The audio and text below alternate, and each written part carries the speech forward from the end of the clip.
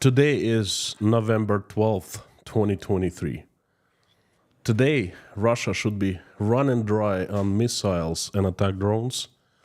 Russian budget should be running dry on money. Russian people should be facing shortages for different products. But that's not happening. Russian prices should be skyrocketing.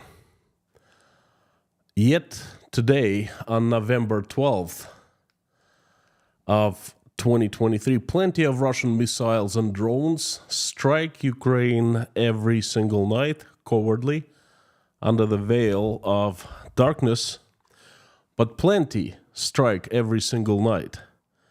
In the Russian budget, although it's been affected by a great deal, it's going through the hardest time in its entire history. But still, there's enough funds to pay for the manufacturing of military goods, power, ammo, tanks, and missiles, and enough to pay for the soldiers to go fight in Ukraine, for the mercenaries. And as of foreign goods and services, they're still available.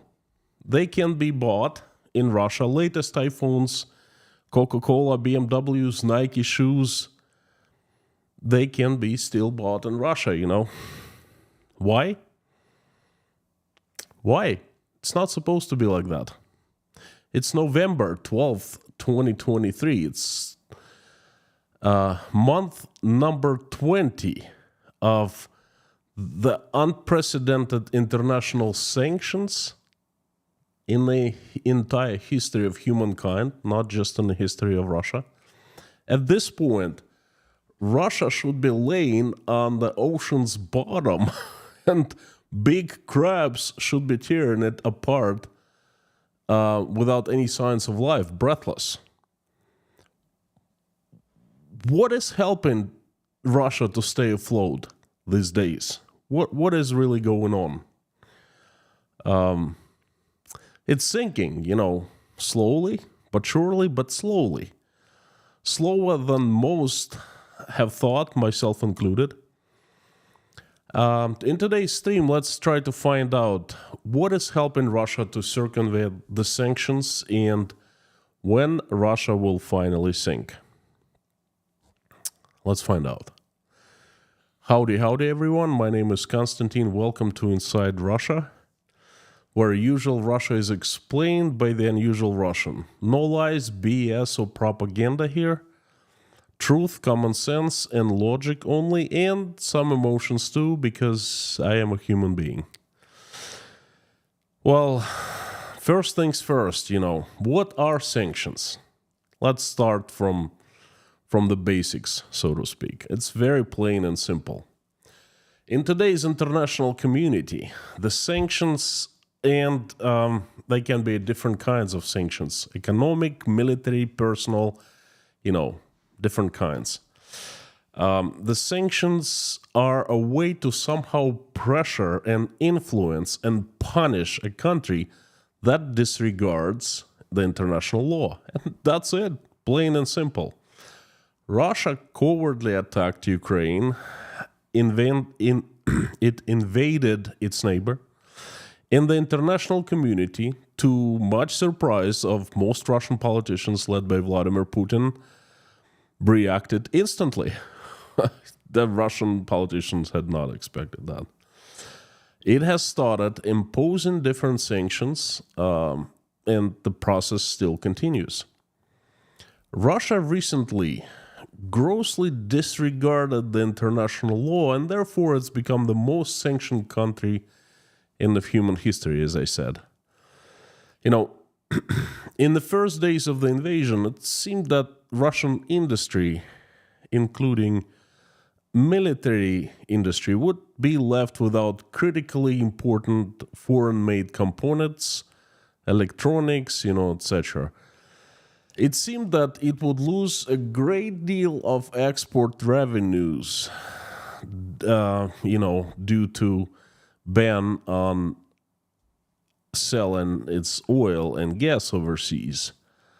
And it seemed like lots of foreign-made products and goods would disappear from Russian stores, Russian shelves. But it didn't happen. I want to tell you what actually happened. I want to dig deeper a little bit. I want to find out why Russian missiles are still flying into Ukraine, why they hit military and non-military targets there every single day. What the heck is happening? I will talk of three types of sanctions today. There are many, but these three are most important. They are military technology sanctions, economic sanctions, and number three, consumer products sanctions, personal consumer products, So after the start of the war, Russian government has secretified, I'm not sure if it's an English word, but it has made secret a significant part of statistics, including the data on foreign trade. And this is where you usually get the data if you want to learn how much stuff is important, what kind of goods, services, products, anything. But the Russian government made it very difficult for Russian citizens, for anyone really, to learn that. Thank goodness there are independent investigative journalists still out there, and I'll be relying on the data that they mined and analyzed.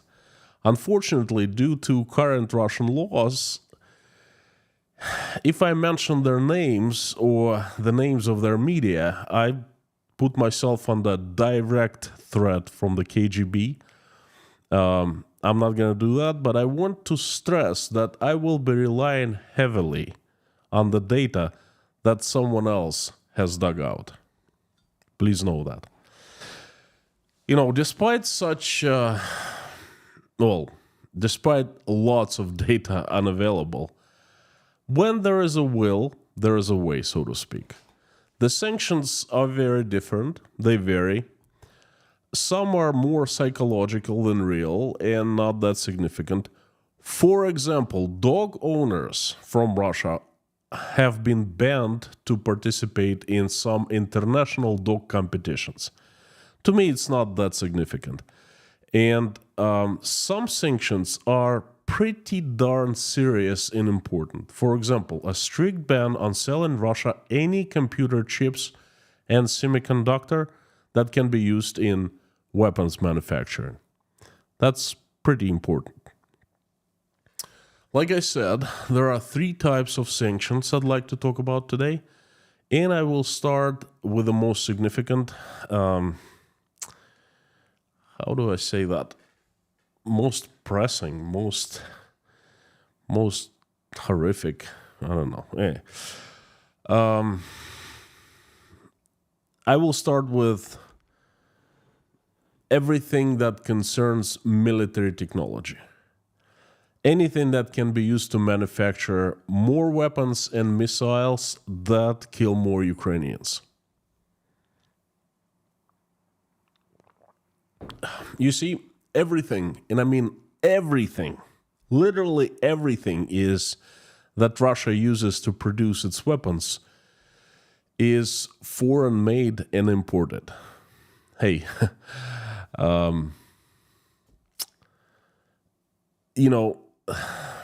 unbelievable. It's turned out that Russia does not produce anything, absolutely nothing of its own. And it doesn't even have any advanced technology. So it relies not heavily, but it relies completely on everything that is made not in Russia. That fact gave many people hope that Russia would soon after the start of the invasion would run out of advanced weapons and missiles. Hey, it's only had so many stockpiles of critical electronic components before the war. Not anyone would sell to Russia anymore, so therefore they would run out soon, and the rockets would stop flying and stop killing people. Well, I'll remind you again, it's November 12th, 2023, 20 months later. Russia made missiles still strike Ukraine every night. Why? What's going on? All the required critical electronic components have been freely supplied to Russia right up till right now. That's why Russian-made missiles still strike Ukraine every single night. Russian-made missiles consist of the components from such companies as American Analog Devices from the USA, Xilinx from the USA, Microchip Technologies from the USA, Infineon, Germany's largest semiconductor manufacturer, Marvell chip manufacturer from the USA, Cypress Semiconductor, also from the USA. Combined with all the companies that supplied semiconductor and all the components to Russia, the Russians have spent a little less than $300 million importing critical military components in the first 6 months of 2023. Just 6 months. $297 million to be specific.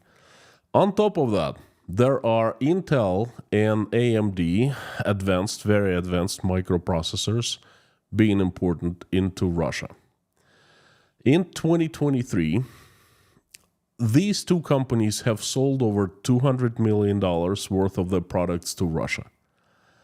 That's why Russian-made missiles still fly and still strike Ukraine every single night. Well, don't get me wrong, I'm not suggesting that the above-mentioned companies supply their products directly to Russia. No.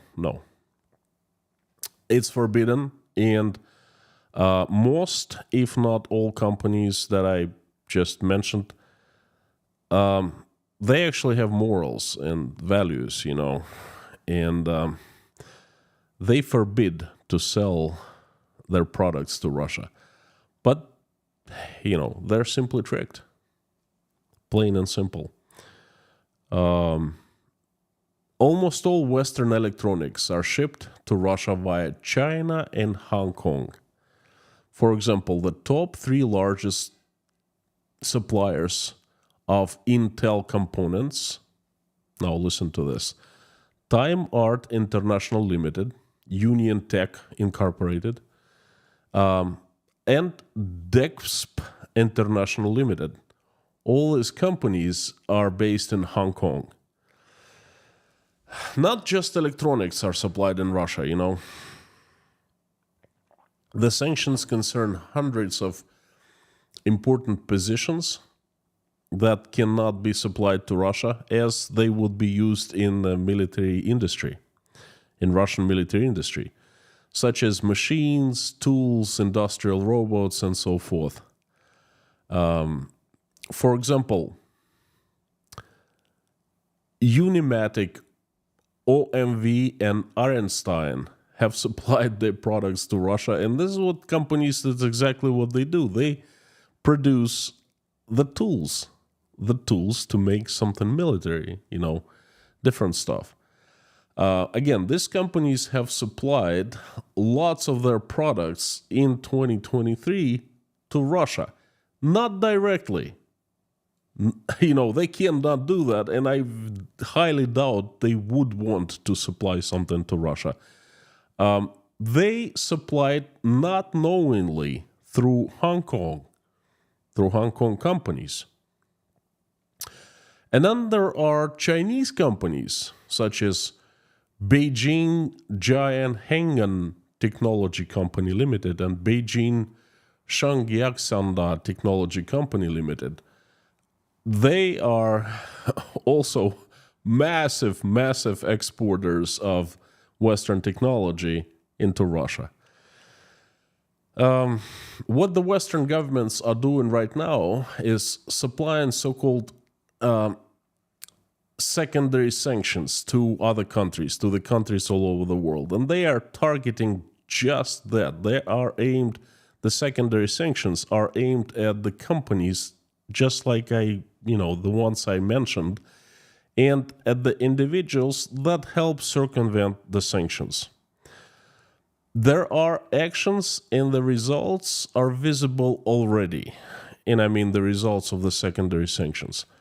And let me tell you, the Chinese, they don't like when Chinese companies fall under secondary sanctions. Just happened a couple days ago, and boy, the Chinese government is throwing a fit.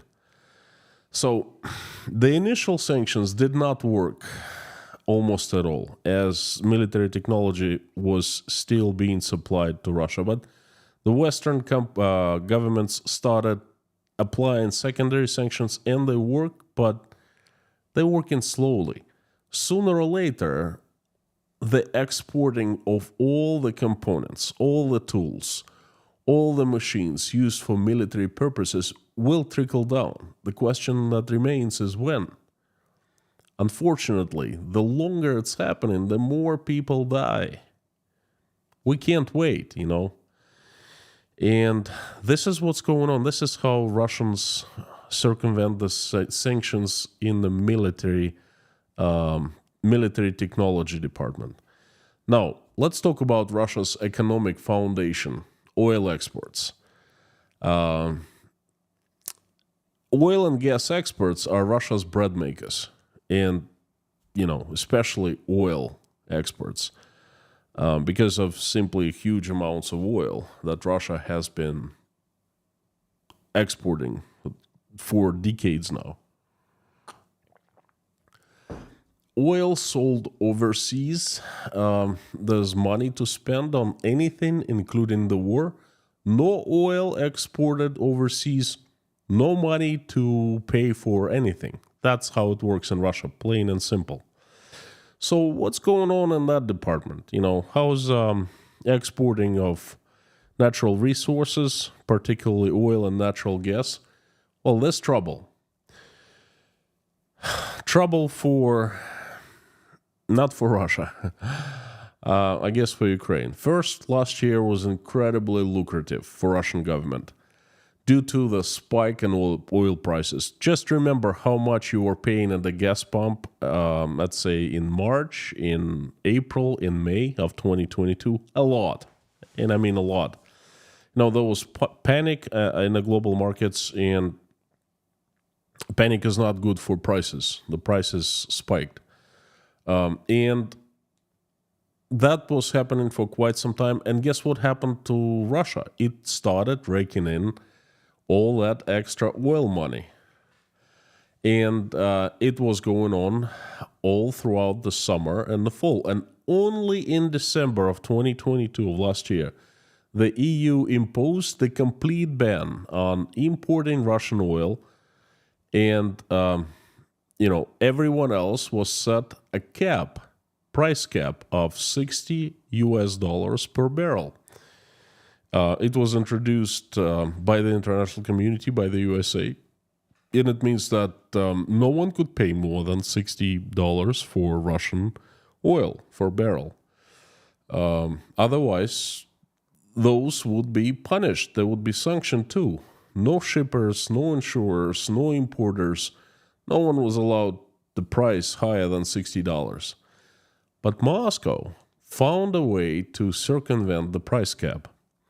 As of October 2023, Russia had a fleet of 180 own oil tankers, and the largest buyers of Russian oil and oil products, China, India, and Turkey, They could care less about complying with a price cap set by the West. Currently they're paying over $60. The price of oil has spiked again because of the war between Israel and Hamas. And according to analytical agency S&P Global, more than half of Russian crude oil exports are shipped under insurance to countries outside G7, compared with about 35% in January. That's a pretty large spike, According to Argus Media price agency, Russian Urals oil, its Russian brand of oil, is trading at 74 American dollars per barrel right now, while the Western price ceiling is set only for $60 per barrel. Brent is trading at $88 per gallon, although in recent months the price gap between the two benchmarks have significantly narrowed, which has allowed the Russian budget to increase. And this is it. This is exactly why Russia is still not on the bottom of the ocean economically, but somewhere semi-floating and sinking slowly. That oil revenue that is continuing to be received in Russia is a lifesaver. Without it, the economic tsunami would have come and gone by now. With oil revenues, Russian government can bail out banking system that is failing. It can continue paying mercenaries to fight in Ukraine. It can buy drones and technology from Iran. You name it, it can do anything. It's oil money. Anything. Before I stop talking about oil, have you noticed how conveniently timely Hamas came to Moscow, then attacked Israel, and the prices of oil have spiked again, and Russia started raking in more money? Because, before September, before early October, Russia was kind of running out of money, and the oil was not bringing as much because global prices were not as high. And then Hamas happens, instability, panicking. What does it do to the oil markets? The prices spike. How convenient, Just saying, it's pretty convenient for the Russian government. Timely. So oil continues to be a revenue maker, bread maker, not as rich as it used to be, but still bread maker for the Russian government. For how long, we don't know, but it still is generating money. And third type of sanctions is consumer goods.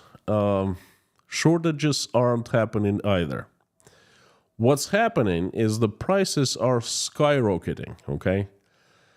Well, instead of telling you why there are no shortages of everything that is foreign made, I will try to give you an example, okay? An example of Nike shoes or iPhones or Dell computer servers. By the way, $88 million worth of Dell servers have been imported to Russia, despite Dell prohibits such exports. I'm talking about 2023. Okay, so Dell does not control this situation. You can place anything, any kind of product, really. Coca-Cola, other computers, anything. BMWs, Mercedeses. Now, this is how sanctions. What's the right word? Gray imports, probably the best way to describe. In Russia, it's called the gray importing. Okay. So there's white importing and gray importing. So this is how the white regular importing works. That works all over the world. That's a normal situation anywhere. So what happens, for example, you're a Nike, the manufacturer of shoes, and you want to sell your shoes in Russia. So you go to Russia and you open a representative office. And then you go out and find yourself 10 large distributing companies with able capabilities such as good shipping abilities, good logistics abilities, good warehouse capabilities, and things like that. So you know that they can import and sell large amounts of Nike. You take 10 companies and you give them the same rates, the same deal, and they start importing your shoes and they start selling them to small shops, to anyone who wants to buy, really. That's called white importing. It's controlled by the manufacturer very closely. The manufacturer sets the prices, it sets the rules, it sets the regulations, and so forth. Now, what happens after the country invades its neighbor? Nike Shoes says, well, you know what? We don't want to do business in Russia anymore. We leave. And they leave. They close the representative office and they forbid anyone to import Nike shoes. Well, they don't forbid. They stop importing Nike shoes into Russia. Okay, all those 10 companies, all those distributors, they idle. But what they do, instead of just closing down, instead of just firing everyone, they simply fly to Turkey or China and set up a few companies. And those Turkish or Chinese companies, they start buying Nike shoes from, the wholesale distributors in large quantities, very large quantities. The distributors don't mind. Hey, their sales skyrocket, right?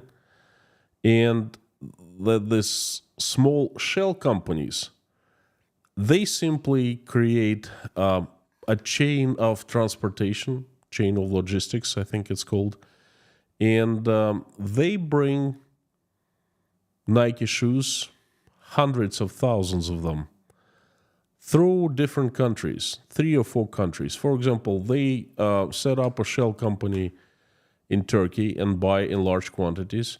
And to the Turkish Nike, they say, well, these Nike shoes, they go to Uzbekistan. And they come to Uzbekistan, at least on paper. And then you set up another shell company in Armenia. And on paper, all those Nike shoes go to Armenia. And then they physically go from Turkey to Armenia, for example, okay? And then they're loaded onto a large ship, and they're shipped to Iran. Oh no, wait a second. They're shipped through on trucks. They are shipped to Iran, and they're loaded onto a large ship. And the ship sails into Russia, Astrakhan, through Caspian Sea. And the Nike shoes end up in Russia. It's a pretty complicated scheme, okay? And it's usually set up in a way that involves quite a few countries to confuse the manufacturers of the final destination of the products. Okay, the manufacturers are lied. They said, well, the shoes are going partially to Turkmenistan, Uzbekistan, Armenia, but then the shoes end up in Russia. Or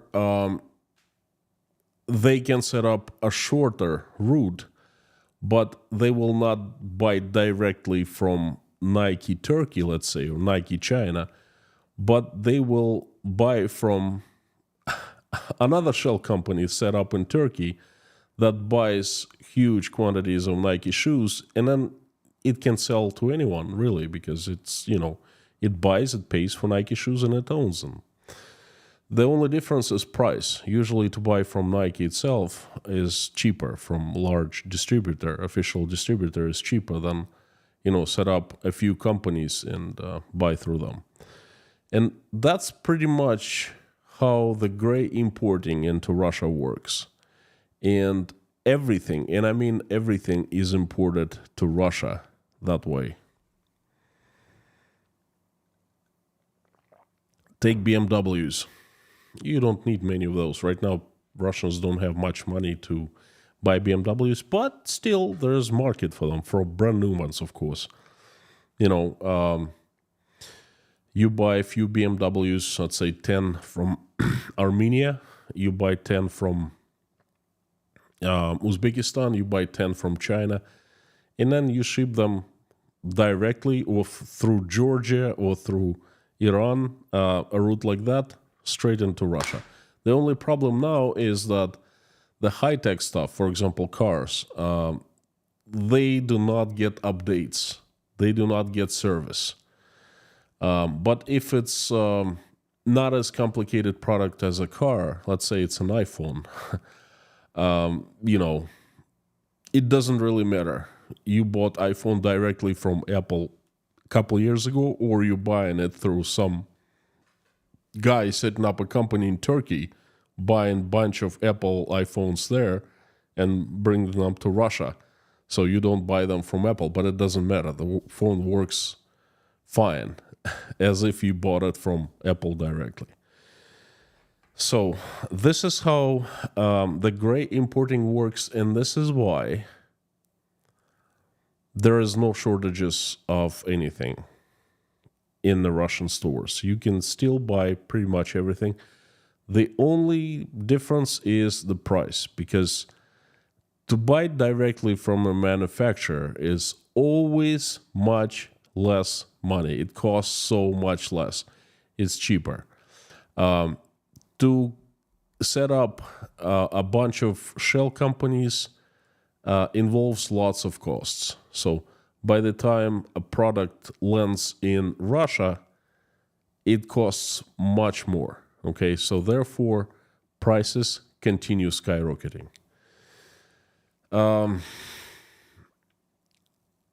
What happens now? That there's no way that Western governments, any governments, can influence this gray importing.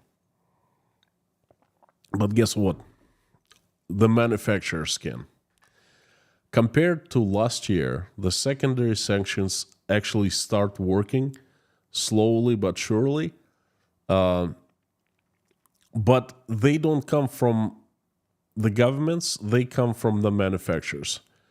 Well, for example, I'll just give you another example. The manufacturers receive sales statistics by country. For example, let's, for simplicity's sake, take Nike.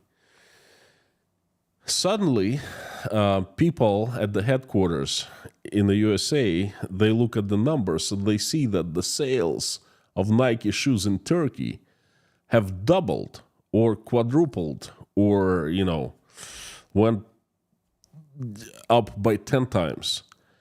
And all of a sudden there's a question, why? What happened? Did competition die? Or, there's got to be an explanation for them. And then, obviously, the explanation is perhaps they buy in Turkey and they send them some other place. Which place is that? Huh?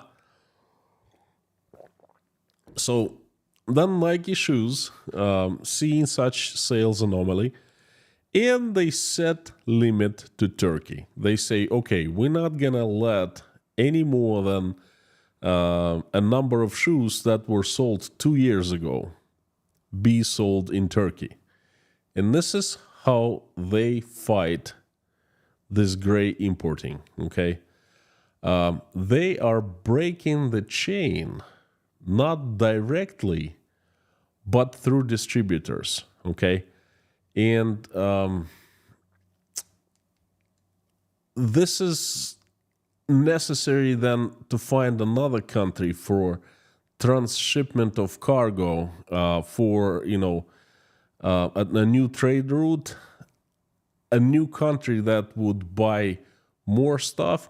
But if Nike shoes really is set on to not sell any Nike shoes in Russia, if a Nike company, then they definitely can find these anomalies and they can close these ways of selling it to Russia.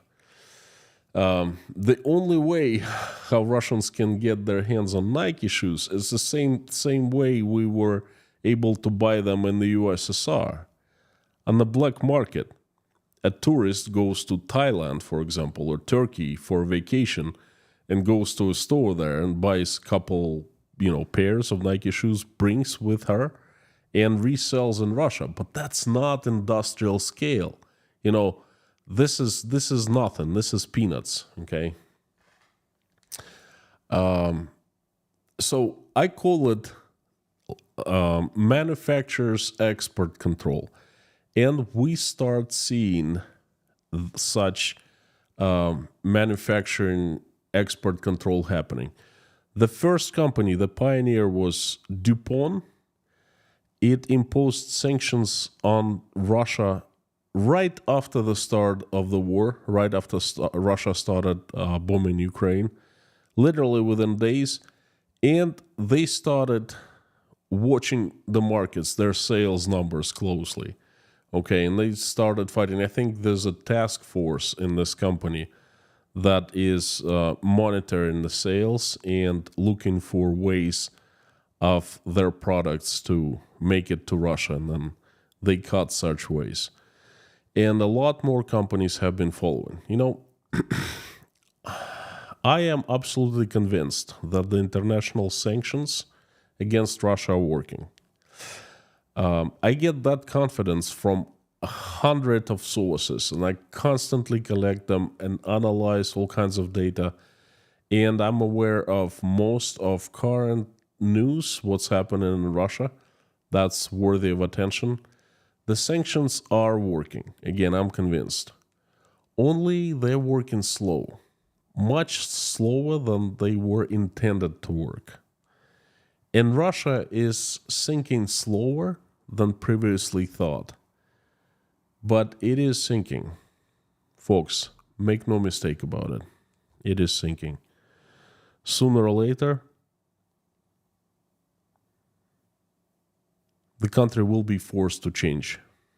People will be forced to do something. Sooner or later, the government will either be forced to change or it will be changed by outside forces. The question is when, because every single day that this war continues, people die, keep on dying. And that's a real tragedy. Thank you so much. It's been my message. I took a week off, and this is the first stream I'm having in 7 days. It's really good to be back. I would like to invite everyone to a live stream chat to converse, to talk, and I'll be happy to answer the questions. Thank you so very much.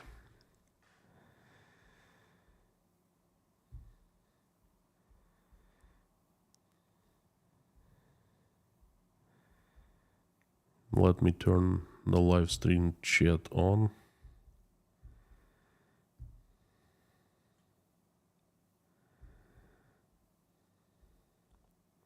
If you're not seeing it, then please hit the refresh button and you'll see it. Mommy and Lorna, number 1, thank you so much. Harry Potman, Bob S., and Amir Fazad. Folks, if you're here for the first time, this community inside Russia has the best moderation team ever that internet has ever seen. I kid you not. I really mean it. So thank you, friends, for coming. Thank you so much. Let me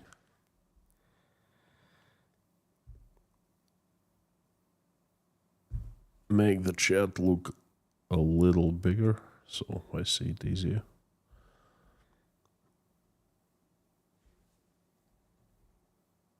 Thank you so much.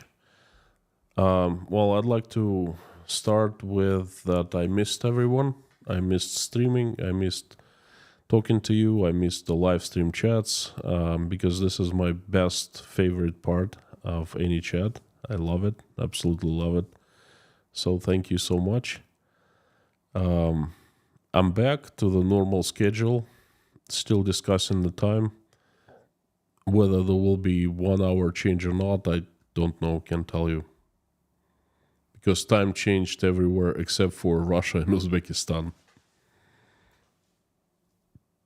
Folks, if you want me to notice your message or question easier, please put it in all caps and put inside Russia after @ That helps a lot. Thank you. Just like Harry Potter did. Thank you, Harry.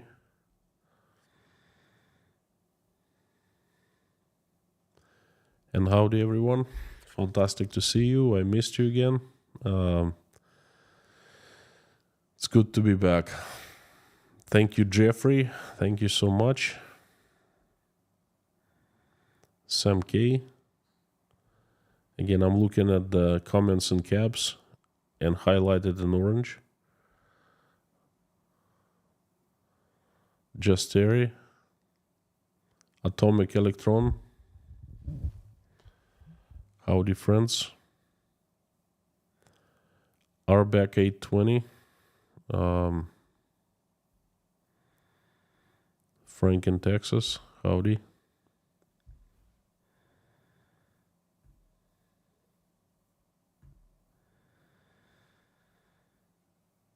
Next box of tea. Thank you, Sam K. Thanks, appreciate it. Thank you. I haven't really left. I was thinking of making a few or perhaps daily community posts, but I unplugged completely and I just couldn't force myself to do anything. You know, it was the first time with me. Entire 7 days. I didn't even watch the news. I didn't know what happening. Just like major stuff, you know. Didn't know what was happening in Russia. Looked this morning. I was pretty amazed. I started coming up with crazy news update. This is the next update will be the crazier that anything you have heard from me or you have seen from me. Folks, literally, Russia is getting crazier and crazier by the week, you know. Insane. So thanks, Sam K. Atomic Electron. Thanks for the question. Sponsor for 7 months. Undercover in Russia, that's higher tier. I appreciate the sponsorship. What do you think about published article of Zaluzhny? Welcome back. Well, thank you so much. I did read it. Honestly, I don't know what to think of it. It's, how do I say that? Viable. It makes sense in many ways. Yet there are opinions in Ukraine that some of it are bogus, some parts of it are bogus, and he shouldn't have written this article and all of that. It's one of the things that I'm going to investigate, look further, look deeper into, because that's interesting, and I think it's very important. It kind of shows what is happening inside Ukraine. From what I know exactly is that Zaluzhny is an honorable guy in Ukraine. He draws lots of respect, okay, and he's done a tremendous job. And, you know, he's not just one of the clowns just pops up and says nonsense, you know. So he's the guy to listen. That's what I think. Listen and hear.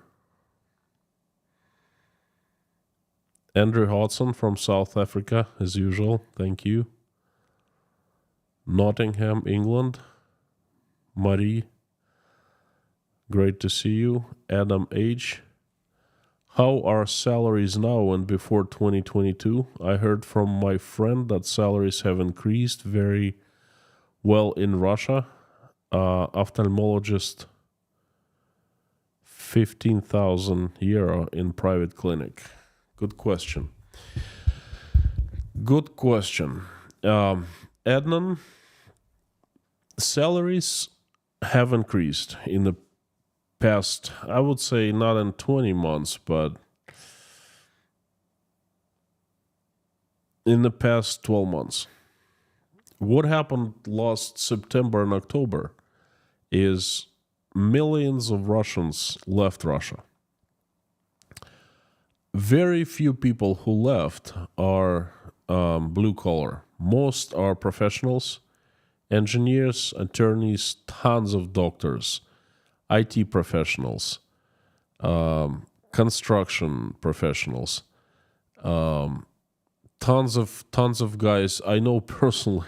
Believe it or not, but I met in Tashkent my people from my previous corporate life. Not, a small world. So people that I knew from long time ago. Not my colleagues, but worked at different companies. But we knew each other, we communicated, met at different meetings and so forth. I met a few people who relocated here to Uzbekistan, to Tashkent. So if they're here, then it means that not too many people left to work there. Well, there are plenty left, but there's a tremendous pressure onto the labor market. People left. Many people left. Almost 3 million people left. It means that there are 3 fewer million pairs of work hands, of heads to think. And it puts lots of pressure on the labor market. And it is a huge problem right now. And the companies, they run into shortage of employees. Well, how do you get employee? How do you attract employee? By raising the salary, by making your position more attractive. And that's what lots of companies did. They started raising salaries because there's, for example, your friend, ophthalmologist, tons of demand for doctors right now. Hey, you go to any clinic, large clinic here in Uzbekistan, you'll find Russian doctors who fled Russia, ran away last September, last October. Guess what? Your friend can get a job at any other clinic easily. And the only way to keep him or her is to offer more money. And that's why the salaries for the professionals have grown. But the growth ended in August of this year. It's just cannot continue forever. So it was a period of growth, but it's over.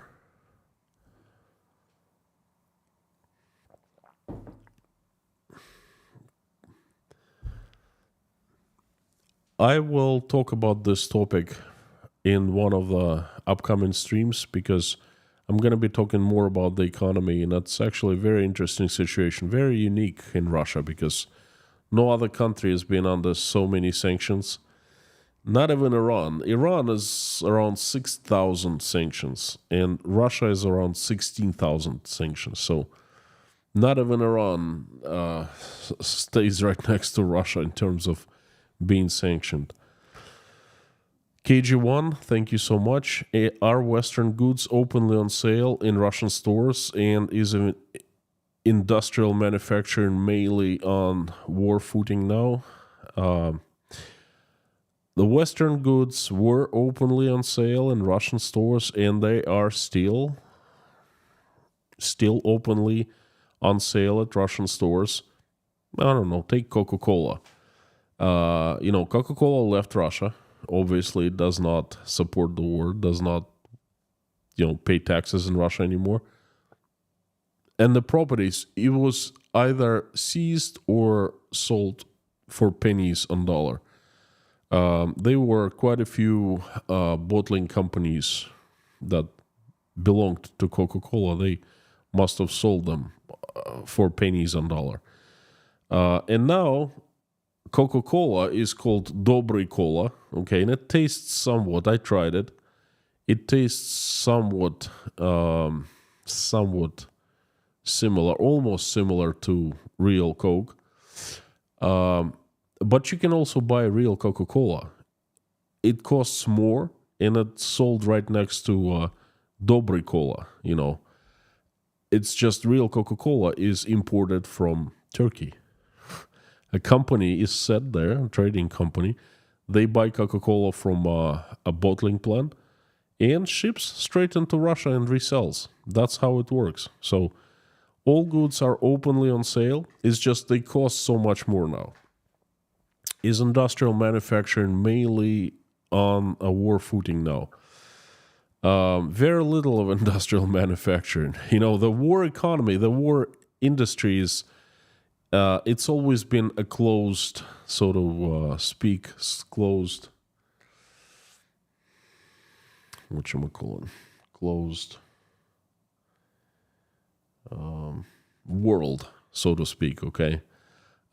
Meaning no one knows where and how they make missiles, okay? There are plants, but everyone who works there is under non-disclosure agreements and has access to state secret, and that's a big deal, right? So, I mean, they're just working. They're doing the same, only they work much more now. Putin has been saying 3 shifts, 24/7. And I'm pretty sure that in this particular instance, he's right. They are working 3 shifts, 24/7.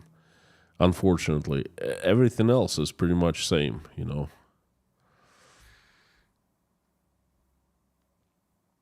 Lorraine Prosnowski, thank you so much for your contribution. I appreciate it very much.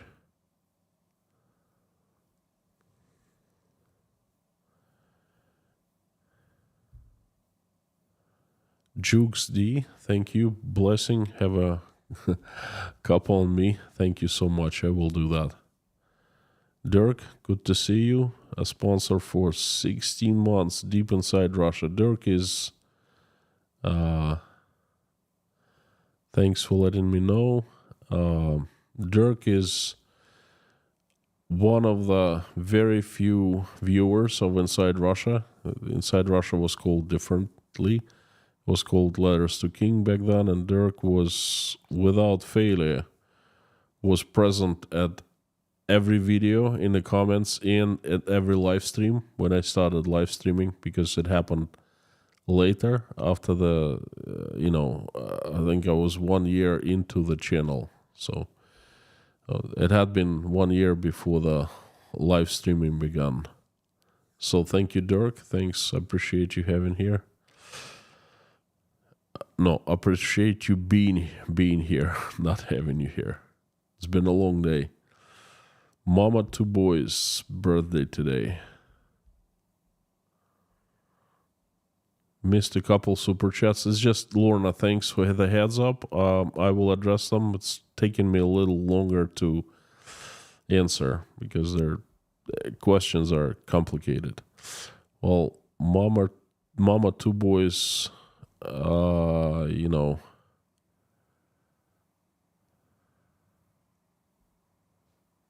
congratulations, Dirk.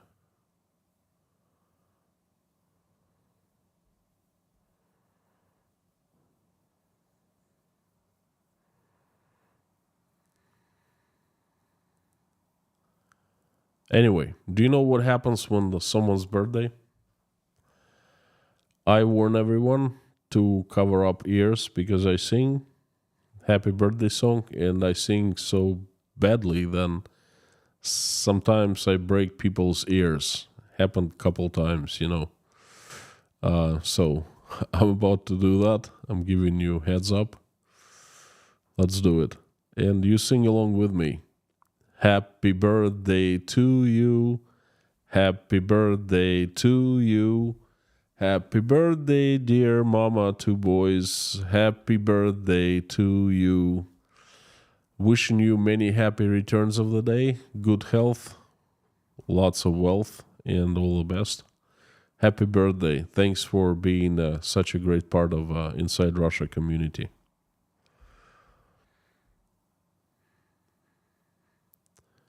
Happy Veterans Day. Is this Veterans Day today? It's not considered as music. No, it's not.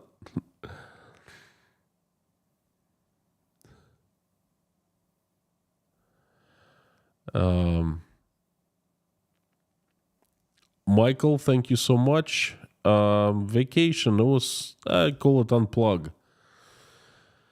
Michael's school vacation, we had a good time. We spent lots of time together. Everything was good. Well, we left Uzbekistan. We went to a different country for 7 days, and we're back. So, all is well. I'm happy. I completely unplugged. I hope I have more energy now, but definitely priceless moments that I spent with the family. That's very therapeutic. Frank in Texas, was my birthday this past Wednesday. Frank is another guy who's been with us, I don't know, since probably prehistoric times. I think he was with Inside Russia even before Inside Russia was born. So thank you, Frank. I would like to sing you happy belated birthday song. Let's do it. Happy birthday to you. Happy birthday to you. Happy birthday, dear Frank. Happy birthday to you. My friend, you have, fantastic, well, you already had, but have fantastic week. I wish you celebrate for the entire week throughout this Wednesday. Have a good time. Wishing you many happy returns of the day. Good health. Please stay healthy. Feel well.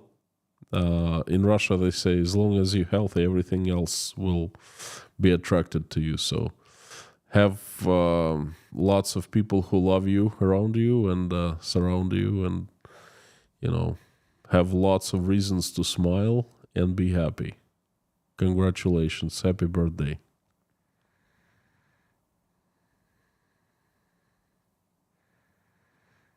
David. Happy birthday, boy. Yeah. Bobby, when the album was coming out, I don't know. Probably not in 100 years.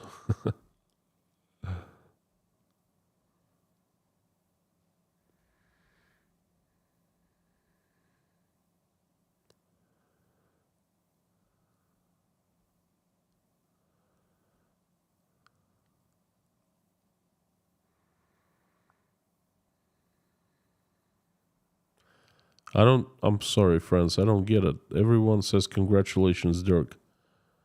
Was this Dirk's birthday as well?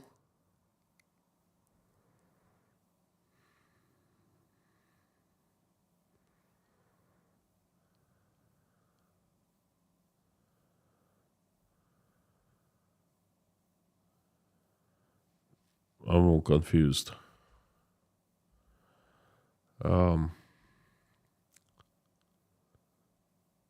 Daniel McInnes, thank you so much. Super chat. I am enjoying English breakfast tea with you. Thank you so much, friend. Never fails me. Cheers to you. Thank you. I'm kind of feeling out of sorts today, to be honest with you. I guess being in front of a camera is like you have to constantly do it. Otherwise, you start losing, not confidence, but fluidity.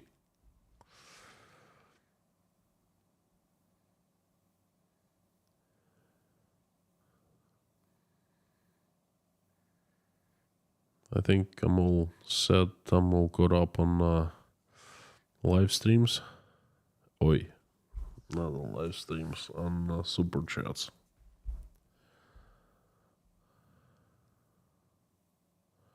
There you go. Congratulations, Dirk, on the 16 months of sponsorship. Okay, I'm a bit confused about birthday. I'm afraid to miss, birthdays. I don't like that when I miss it.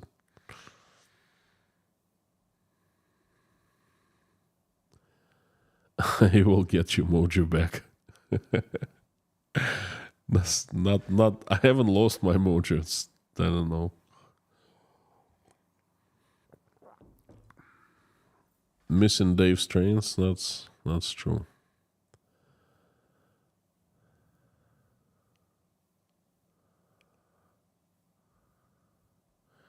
$2:25 in the morning there. Yep, that's right.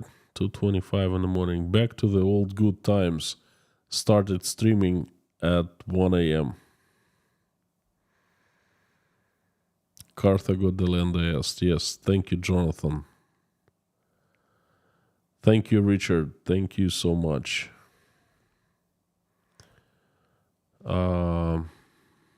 Atomic Electron. That was another one.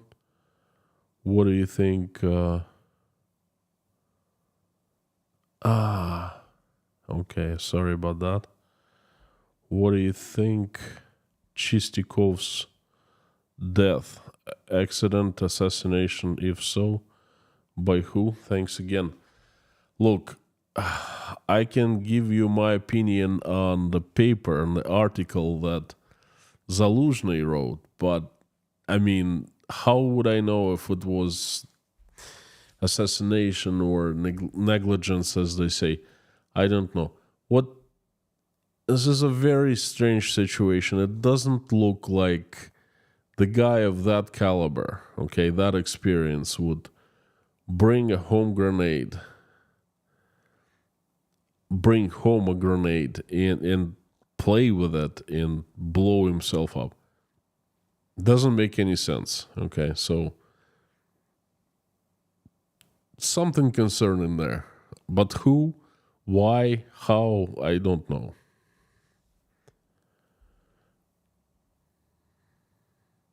Hannah S., thank you so much for Richard Burris.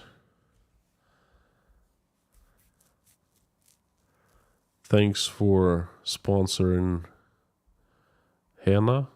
Thank you so much.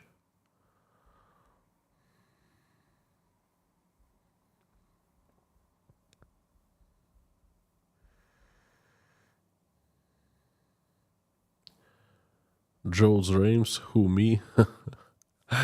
I saw. Congratulations. Now I understand it's congratulations on the 17 months of sponsorship. Thank you so much. I can't say congratulations. I will say thank you.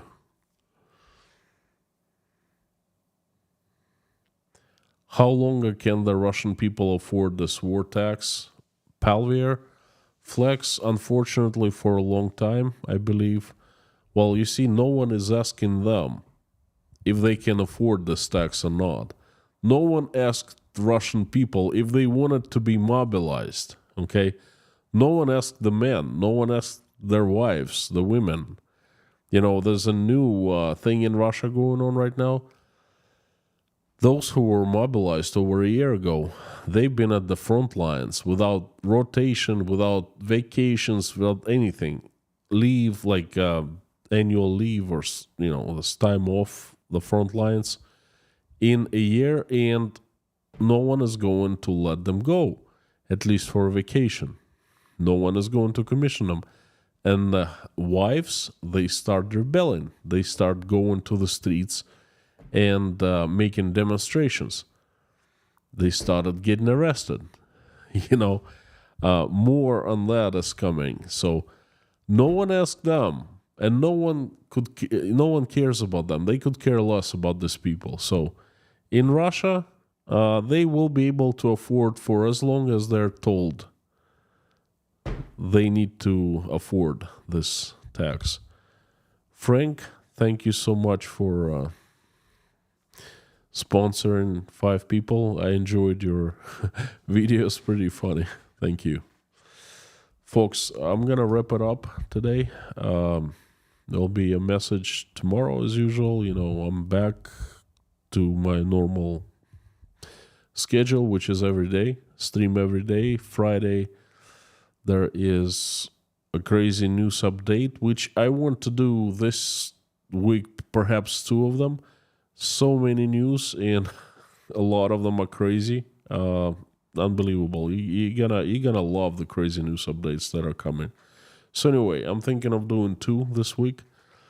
There's enough material for me. It's gonna be crazy not to tell you this news, because they're really crazy. They're worth mentioning. I unfortunately could not do a live stream for sponsors and patrons yesterday. I was in transition. That was a long story. But there's one coming up on Saturday, as usual. And before, I want to do something special for patrons and sponsors. So, folks, thank you so very much for coming today. I invite everyone to finish this live stream with prayer, as usual. Let's do it.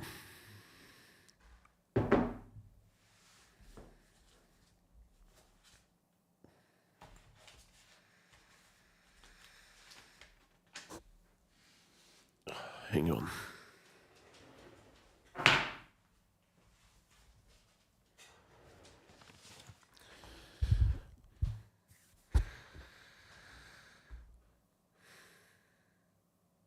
Dear Lord Jesus Christ, thank you so much for giving us this day. Thank you for giving us this life. Thank you for putting food on our tables and roofs over our heads. Thank you for surrounding us with people who we love and who love us. Dear Lord, please give us wisdom to keep the skies above our children's heads clean and peaceful and safe. And give us wisdom to raise them in a way that when they grow up, they will do a better job running this world that we have done. They will grow wise and peaceful. For now, please keep our children safe and healthy. Dear Lord, please help stop the bloodshed in Ukraine. People have suffered a lot, and the country has suffered. Please help to wake up people who are responsible for the decision and capable of the decision to stop the bloodshed. Wake them up, do whatever is necessary to do, so they wake up and they will see what has happened, what they have done, and they will make this decision to stop the bloodshed. Please help every single Ukrainian who has been affected. Bless them. Answer their prayers and make their wishes come true. Dear Lord, please help my country, Russia. Assemble your strongest army of your best and strongest angels, armed with sharpest knives, led by Saint Michael in shining armor. Please send them onto this earth like a heavenly avalanche to get rid of the demons that have hijacked my country. Please have angels help the best people run Russia and make Russia peaceful, loving, loved, respecting, respected. Please send safe travels to everyone who is traveling, and send strength to everyone who is seeking for asylum of any kind. Please help everyone who's helping Ukrainians.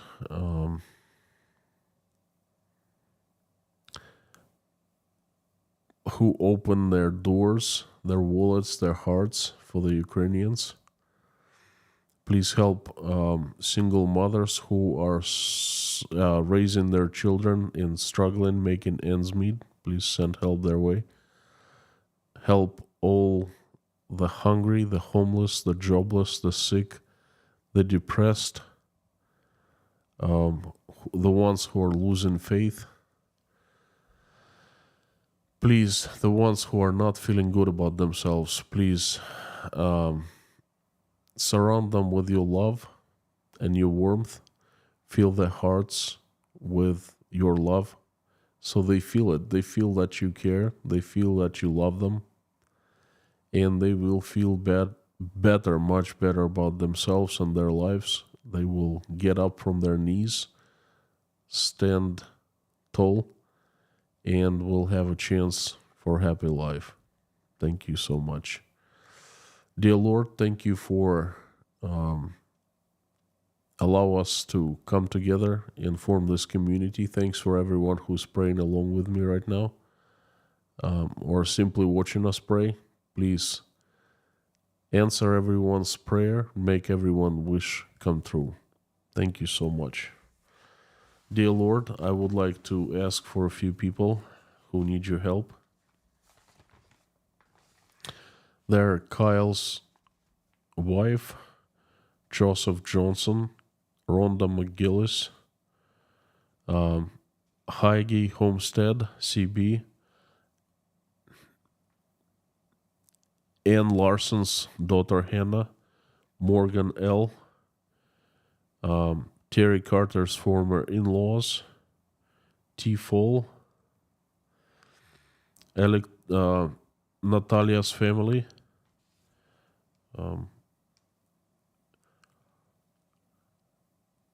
Kurt, Deborah, Bogey Berger and his two sons, Jason Connor, Jay Spike, Sam from Kiev, Leslie Fleming's daughter, Boss Simon, Anna from Poland, Scan family members who need help, who are not feeling well, please send recovery. Dave and Dawn, Summers 613 mother, Mike O'Neill, Julia Haney, Liz Dumbrell, Darla, White Lightning, George Ruberty, David Porter, Joan D. McMahon, Meta Spencer, and Pamela J. Also, Randolph and Grace Philosophy and Mr. Dean Spooner and his church called Our Savior Lutheran Church. Please help everyone. Also, please help the children who are in need of your protection and your assistance. Dear Lord, please help every child who has been affected. Send angels and send help, kind of help that you know what they need right now. Thank you so very much, dear Lord Jesus Christ. Amen. Friends, thank you for coming. It's fantastic to see everyone here. It's my honor and it's my pleasure. The best part of any stream is when I see, the stream chat explodes with people. I missed you a lot. Thank you for coming again. I would like to say that you're absolutely awesome and you rock. And I would like to invite you to join me in saying something special for me. I say that right before I finish every single stream. Please say it along with me as loud as you can. Carthago delenda est.